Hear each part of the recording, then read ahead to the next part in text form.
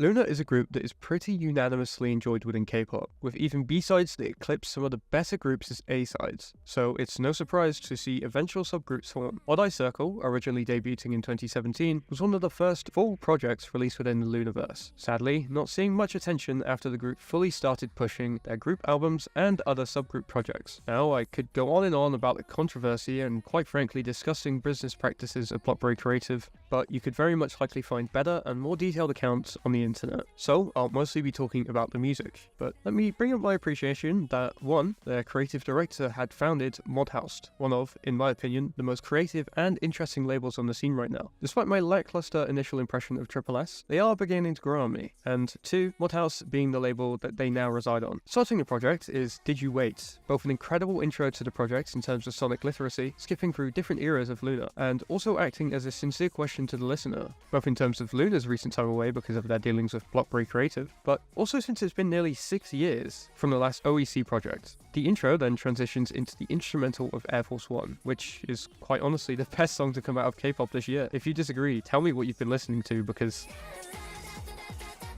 I mean, hello? If Issy Sneakers was a deliberate and terrible advertisement for shoes, Air Force One, a shoe style I'm not too much of a fan of due to their simplicity, unintentionally makes me genuinely want to buy some. The instrumental is so infectious, and the chorus is just so singable. A lot of K-pop can feel overwhelming to follow along with the idols, be it the lyrical content or the dances. Air Force One manages to avoid all of this, making the majority of the song very easily accessible to people without proficiency in diaphragm breathing or breath control. Je ne sais quoi follows with another groovy, albeit more sensual style of track. Je ne sais quoi itself translates, or essentially is referred to, as something that isn't easily describable, and I really feel it fits both the instrumental palette of many of both LOONA and Modhouse's sound. It's not that it's impossible to describe, but it's hard to really compare a lot of LOONA or Odd Eye Circle songs to others. They really make their own music. It's not too over the top, but it's just different. Something that makes you go, I've never heard something like that before, or that's an interesting way to use that. They manage to effortlessly avoid everything that is cookie cutter copy paste in K-pop, and manage to be their own thing. Producers and idols alike can manage to find something to take away from the songs, and that's not something you can say about many groups.